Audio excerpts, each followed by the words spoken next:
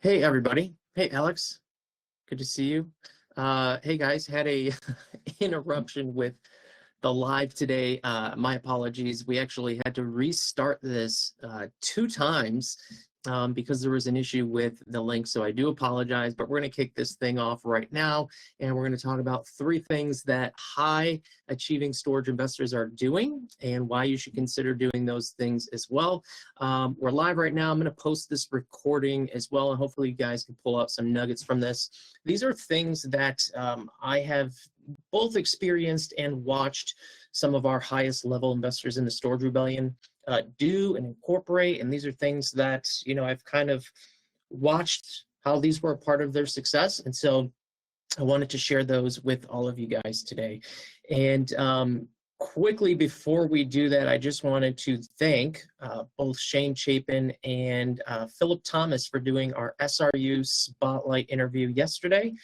For those of you who don't know, this is somewhat of a new series that we're doing, and we're interviewing some of the success stories from our Storage Rebellion University. So these are members that are, they're hustling away and they're finding success. And so we thought it'd be cool to interview them and find out, other than the education that you've clearly been putting the work into, what else have you been doing and what's working well for you, what's not working so well with you. And so we're going to be doing a series of these. And if you guys like them, we'll just continue doing them. But I think we have about 3 of them scheduled right now. Philip Silver was yesterday. That went really well. Great story. I appreciate you jumping on with us, Philip, and for Shane for leading yet again another great interview. And one last thing before we get started, to that end, if you guys are looking to further your education and you really want to get connected with a good group of folks, highly encourage you to go check out the university, because you're going to get access to all of our training content on how to find deals and analyze deals and run numbers and ownership, everything that you need to know. Plus, we give you all of our resources. Plus, you get access to like 3 calls per month. One of them is a live training call where we just dive deeper into storage investing content. We bring in industry professionals. So that's specifically designed to help you further your education. And then we do 2 coaching calls per month. So no matter where you are in your storage journey, if there's something you're working on or you want support with or you need answers to, you get 2 calls per month you could jump on, and we're literally just going to answer all the questions that come in. And this is really cool too, not only for you to get the problems resolved, but as you kind of hear what other people are working through and you see how we resolve them, that'll be extremely beneficial in your journey, because oftentimes we face a lot of the same issues. So with all of that said, I want to dive into some of the content that we have planned for today. We'll only be here for about 15 minutes or so.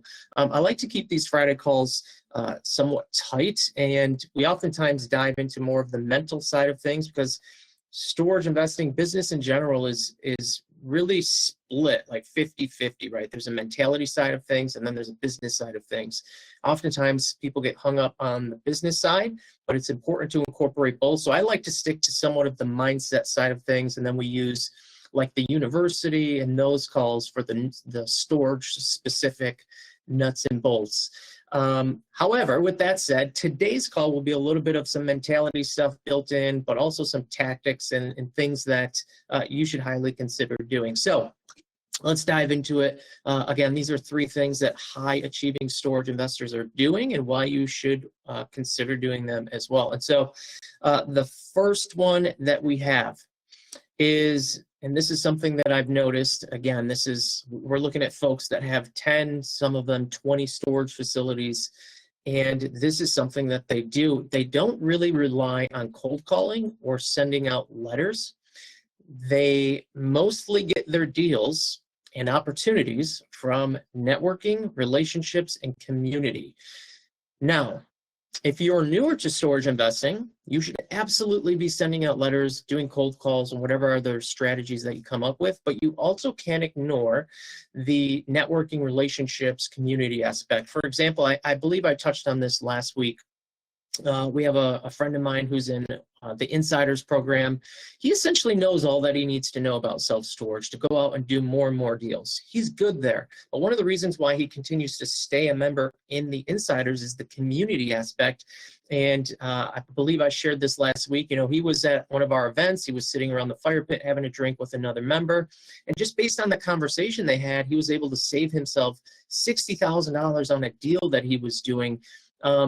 Because of the community aspect, right? Because of relationships, because he's surrounding himself with other investors who are also doing deals, who are also coming across certain hurdles and roadblocks and problems. And when you put yourself in a community environment where everybody is experiencing similar and different things, it allows you to grow a lot quicker because you get to see what it is they're facing and how they overcome them. And that allows you, when you're in that position, to overcome it a lot faster, and if not, see a completely different creative angle to resolve the problem you're facing that you probably or may not have known before, and that could potentially save you a bunch of money. But let's talk more about like the networking and relationship side of things. So when we look at storage over the past 3 to 4 years, like storage was at an all-time high from a selling and buying standpoint. Everybody was getting top dollar. They're selling properties at 2 caps. It was outrageous.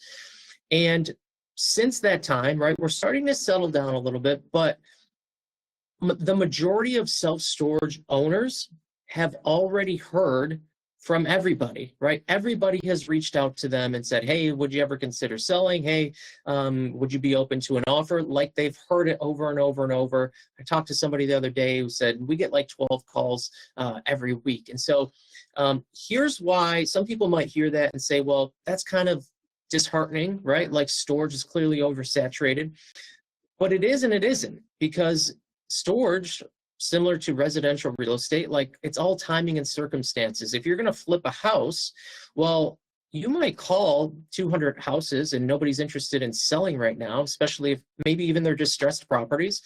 They're not ready to sell, but they probably will be maybe in a month, maybe in 6 months, maybe in a year, because at some point everybody needs to sell. Timing and circumstances. So here's why this is so important. Even though so many storage owners have basically heard from everybody, for self-storage owners, all of that is noise at this point. Okay, imagine being an owner and you're getting 12, 15 calls a month and you hear the same thing every single call. Hey, would you consider selling? Hey, are you open to selling? Like, it doesn't mean anything anymore. It's all noise. However, this is where, you know, some of the smarter level investors and higher level investors, this is where they're finding success, is they're not going into these calls trying to get the deal or the facility. Rather, they're looking to build a relationship. So when we talk about relationship building and networking, it's not just with other storage investors and wholesalers or brokers. It's also with storage like mom and pop shops and sellers. And so in order to shift this, when you're cold calling, start with a relationship first. Don't pitch them, hey, would you ever consider selling? They've heard it over and over. It's exhausting at this point. Start with a relationship. So when you call people, we want to kind of transition to, you know, hey, I'm a fellow storage investor or owner, whatever position you're in. Just calling because I like connecting with fellow storage owners and, you know, wanted to see if maybe there was an opportunity to help each other out and get to know them. So when did you start? When did you purchase your facility? Did you build it? How long did you own it? Why did you decide to get into self-storage? What are you seeing with, you know, your occupancy? Do you guys tend to see like an increase or decline during certain times of the year? Really pick their brain, form that relationship, and also share with them things that maybe you're doing that you know would work, or things you've seen other people do that you know work. And really create this synergy and this relationship where you generally care about them and their success and you want to form a new relationship. And when you wrap up the call, after you've done that work and after you've formed the relationship, you end the call with, hey, if it's okay with you, would you be cool with me reaching out maybe in a few months just to check in and see how things are going? And, if there's anything I uncovered or new things that I've learned, I'd be happy to share them with you. They will most likely always say, yeah, that's of course, if you're going to help me, yeah, call me. And then you say, okay, great. Oh, and by the way, if you know anybody who's looking to sell and maybe it's not the right property for you, give me a call because we're always looking to buy. So you save that pitch to the end versus having it in right in the beginning. And so relationships first. These, when you do this, right, because I already mentioned earlier, all these people calling, that's all noise to them. They don't remember these people. They remember the people who they have a relationship with. And so put effort into forming that relationship with these folks. So that's number one. Let's talk about number two. The second thing that I see high level or high achieving storage investors doing, they're really good at creative deal structure and creative financing. So most new investors will look at a property and they might say, well, this makes money, therefore it is a deal, or no, this isn't a deal. Higher level investors are looking at properties and their first thought is, what would make this a great deal? And they're really educated and equipped to get creative and figure out different ways to make that deal work for them and also for the seller. And one of the ways that you can, dig into this whenever you're talking to an owner or a broker, learn more about the owner, right? Like, why are you looking to sell this property? We actually we're looking at a property a couple days ago, and the owner told us, I'm looking to sell and I want to sell it for this price because my wife and I want to retire and we want to build our dream home, and this is what it's going to cost us. So they were trying to use the storage facility as a payment, right, to fund, I should say, and build that dream home and enjoy the retirement. So that is actually the goal. They're not really concerned about the storage facility itself. They want the dream home. And so when you know this, you can really start asking questions to the owner and start to figure out, like, hey, how do we get you in that position to fulfill that life? Because the number that they gave you, they might think that's the only way to get what they want, and it's not. There's a lot of different creative deal structures to make it work. There's master leases, there's seller financing, there's having a down payment through private money and then seller financing, interest-only payments, and these are just like, basic things here that you guys are probably all familiar with. But my point, and hopefully I'm trying to paint the picture here, is when we look at a deal and we can figure out a number of different ways to make that deal work and make it profitable for both parties, that's where people are having the most success, right? Because at the end of the day, a lot of the properties you see listed, or when you talk to an owner and they're like, yeah, I want, $3 million and it's only worth 1.5. You need to start getting really creative and figuring out how you can make it work. You need to get good at talking to the sellers themselves and kind of bring them back down to reality a little bit. This is a skill set, and this is something that you can never really be, you could be really good at it, but I don't know if you can master it, because I think there's always something else. Like, there's always a new strat. Like, it kind of reminds me of like the sport of golf. Like, you could become an incredible golfer, but you'll never master the game. And I think with creative deal structure and creative financing, like, there are endless ways to put deals together. And so put your time and energy into educating yourself around how we can get really good at that. And again, this is where the Storage Rebellion University can be a really big help, because not only the community, but we talk a lot about this stuff as well in the training course. But the third thing that we see high-level storage investors doing is they recognize that their success in life isn't predicated or isn't only going to come from them being really good at business and storage investing. So let me break that down a little bit. They recognize that in order to achieve incredible wealth and achieve great success in their storage business, is that they also need to work on themselves. So it isn't really, and to be honest with you, it's probably what I've seen is folks maybe spending anywhere from like 70% personal and then 30% business. I know some people are like 90% personal, 10% business, and they're making millions and millions of dollars. So why does it work that way? Some people think, well, I have this goal and I want to make X amount of money.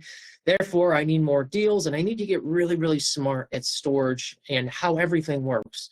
And that's where they put all their attention. But then they neglect the other areas of their life, their mental health, physical health, spiritual health. These are all things that can propel you in your business. So if you put a lot of time and energy into becoming better spiritually, physically, and mentally, ultimately what you're creating in yourself is a version of you that has more energy, that has more clarity, that's more creative, that has better decision-making skills, they're more confident, they have more peace, more contentment, more fulfillment.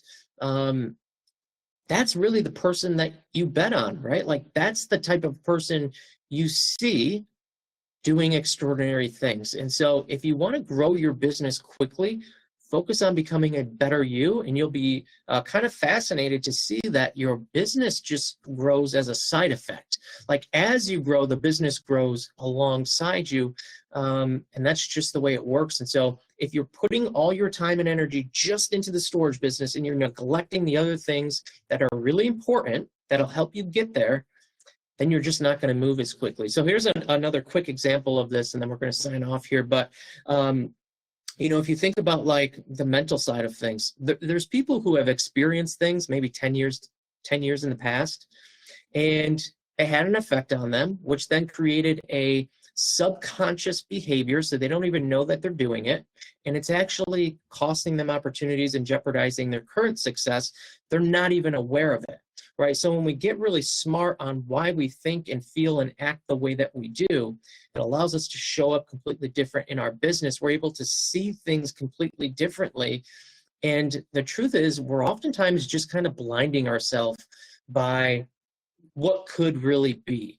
And we get in our own way. And so higher level investors and business owners, they're very, very aware of this. They take a hold of the mentality side of things, the physical side of things, so they feel more energized, more clarity, they have more confidence. These are all things that propel you in your business. So hopefully that's helpful, guys. I appreciate you tuning into this episode. And if you guys find this helpful or you want to chat more about it, feel free. I'm always available in the network. And we'll probably do another one of these Friday calls, maybe next week or possibly in 2 weeks. But either way, hope you guys had a great week. Have a great weekend, and I hope to connect with all of you soon.